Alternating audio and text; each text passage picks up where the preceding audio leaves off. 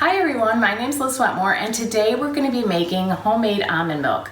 Now you think that might be hard, but it really is very easy. It's a much healthier alternative to the store-bought ones because it doesn't have the preservatives, the gums in it, and the other things that they put into the milk. So once you have homemade milk, you're never going to want to try the store-bought again. So let me take you on this adventure today. So our next step is to soak our almonds. So you're going to soak 1 cup of almonds for every 4 cups of water. Now that's to kind of make it medium thickness. If you want it thicker, then you can add more nuts, or you can go ahead and make it a little thinner by taking away some nuts. So you can go anywhere from 1/4 cup for the nuts up to 1 cup. So I did 1 cup because I used mine for almond milk to froth for a latte. So basically I needed a little bit thicker. So I went ahead and did 1 cup of nuts. So you're gonna soak those for a minimum of 6 hours, could be overnight. That's usually what I do. So the next step is you're gonna rinse your nuts. Okay, so our next step is, after you've rinsed your nuts, is to go ahead and put them in the blender. But I do a step between that. Your nuts are gonna look like this after they're soaked, but I take off the skins. It gives a much cleaner taste to your milk. Your milk is much whiter. It's not a necessity, you don't have to do it, but it does make your milk taste a little better. So basically, you're just gonna rub off these skins like this. See, it's not that it's hard. They come off pretty easy. It is a little bit time consuming, but I feel it's worth it. So you're gonna work at peeling off your shell, your little casing of the nut, and then you're gonna have your cup of nuts. Okay, so then our next step is we're gonna go ahead and put these into the blender. So like I told you before, it is 1 cup of nuts to 4 cups of water if you want it a medium thickness. If you want it thicker, you're gonna put more nuts, go 1.5 cups.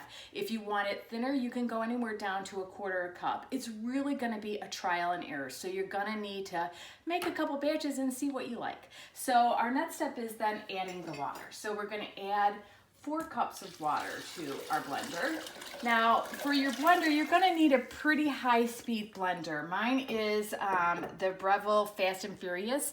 It does the job. So you're gonna have to experiment, make sure your blender, look it up and make sure it can do nut milks because it is a little harder on your blender. So here's where you're gonna add sweetness if you wanna add some sweetness. So what you can add is you can add a date to this. 1 date will just give it a little bit of sweetness. You can go ahead and add coconut sugar, works awesome in here. You can add date sugar. Just make sure you're using a natural sugar because that's the way it's gonna taste the best. And since you're making a healthy almond milk, you wanna use great sugars as well. I personally like it unsweetened, so I don't put sugar in mine. But I do add vanilla. So I add probably about 1 teaspoon of vanilla. Okay.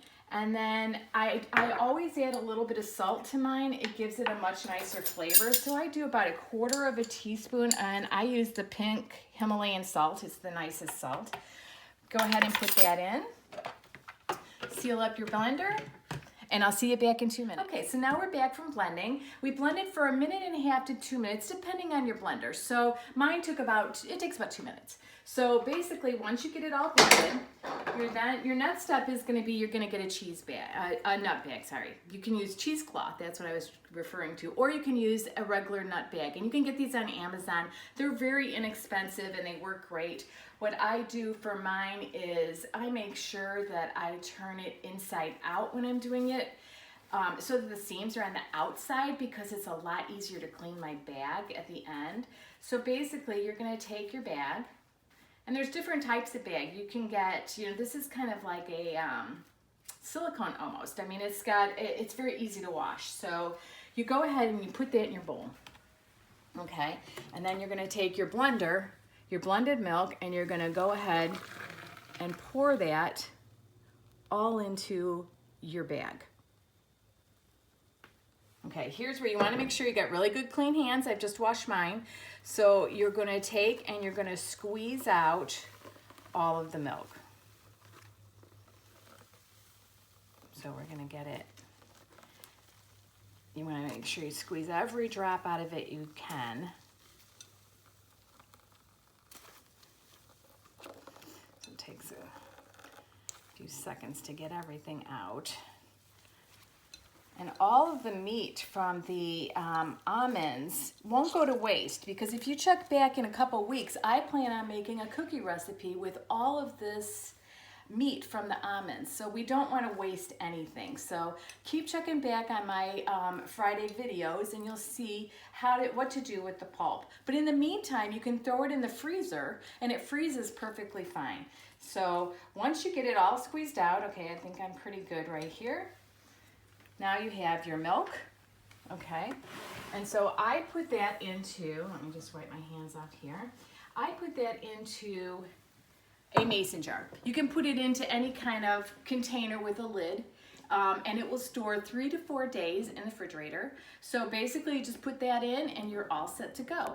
And if you wanted to make chocolate milk out of this, you could now put in your cacao powder with your sweetener, put it back into the blender, mix it up before you put it into your mason jar. So that makes chocolate milk as well. So I hope that you've enjoyed this video. Check back in a couple weeks when I do the almond pulp and how to make cookies out of that. So I will see you then, and have a good Friday.